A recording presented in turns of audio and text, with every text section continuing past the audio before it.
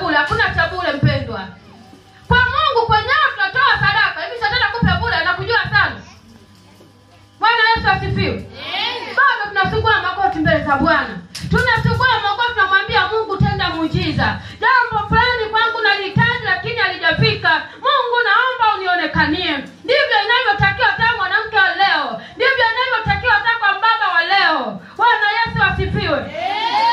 Mtu mmoja anapoona yeye amekawia anaona hivi kwa nini? Na siku hizi Freemason naye amegundua. Kwenye simu kila kana kutumia message. Wewe utajiri bila kafara. Utajiri bila kafara. Message nyingi zinaingia. Mpendo nikwambia na zile message ukizoea kuzisoma mara kwa mara ile ni roho inakuingia.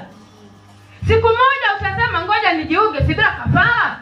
Ukishaingia mama kutoka iko gharama. Utaingia bure. Kutoka sio bure.